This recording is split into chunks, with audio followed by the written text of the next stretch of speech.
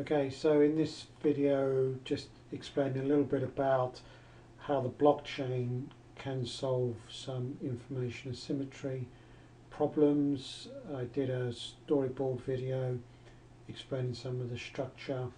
There's a little bit of overlap with this. I explained already about the mutual fund, exchanges and derivatives, how that would work, and how the business owners and the different investors would all interact. So this part of the diagram I've pretty much gone through with the storyboard already.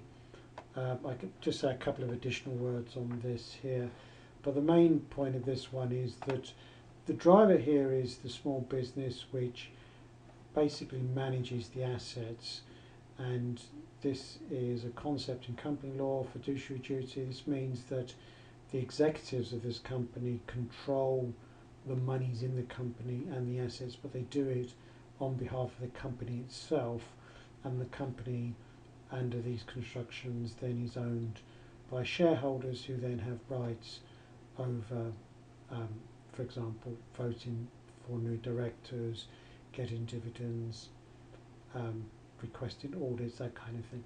So there's a relationship here. So the fiduciary, it says fiduciary duty, the fiduciary duty is actually to the company, and the investors are connected to the company through the investment. But the point of this video is more about the blockchain bit. So whatever business this company does, typically the investors only find out about what happens when the accounts are published, or when there's a press release, or if there's a profit warning, or that kind of thing. It's basically limited information. There may be occasions when they have some access to privileged information, but this is a very highly complex part of law to do with how information is shared, and to do with markets, and this video is not really getting into that. It's more getting into transparency. So really what we're concerned about, this company operates a business, let's say they sell automobiles. Then what we can do on the blockchain is we can record all the transactions in this business real time, and it means these investors here will see everything happening in real time. Every time a car is sold, the investor doesn't have to wait for the reports at the end of the year, or if there's a monthly summary or anything like that. The investors can see straight away, as soon as the transaction completes, the car was sold, the profit on the car, and so on. Now, in terms of implementation, this would most likely be a sidechain, and this gives the fundamental business, the lqua business model, this leverage that we would need to make this work. So this would be a sidechain operation which would then manage the operations, the information operations of this small business, which then would feed into these investment instruments which make the whole thing work.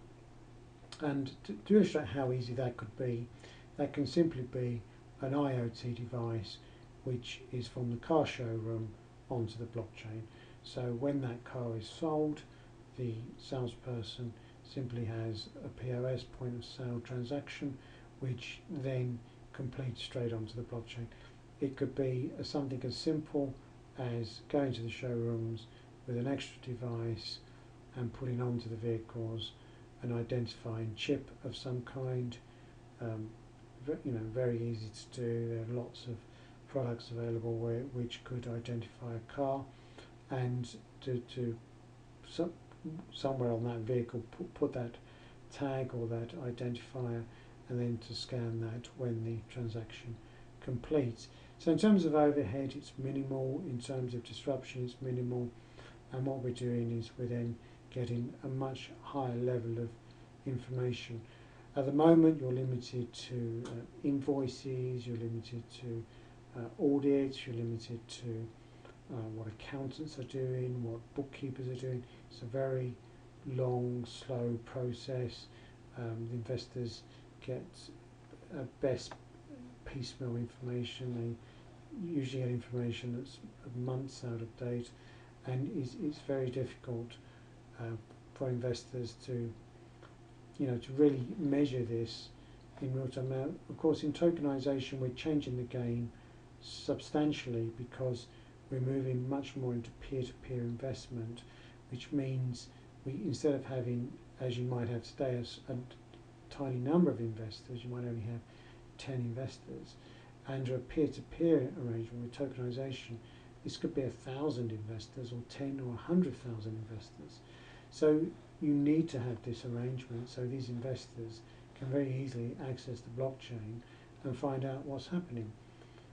Obviously, notifying thousands of people about transactions outside of a blockchain decentralized environment is going to be basically very difficult to implement, or almost impossible, because you'd have to set up a very large infrastructure of databases, of login IDs, and so it'd be extremely complicated, very laborious, and it would cost a lot. With blockchains, it's already tokenized.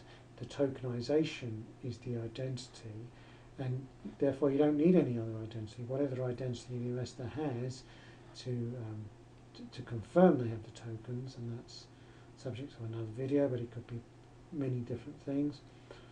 It could be biometrics, for example. But whatever that system is, it will automatically entitle them to access to these sidechains and to get all that information. Now, the implementation of the identity part's a separate video, but the point is we don't have to move, we don't need another identity system. It can all be inherent in the fact that they are token holders, and that gives them rights to the information. So that concludes this video. It's about the blockchain aspect of this, and I already covered this in the storyboard video.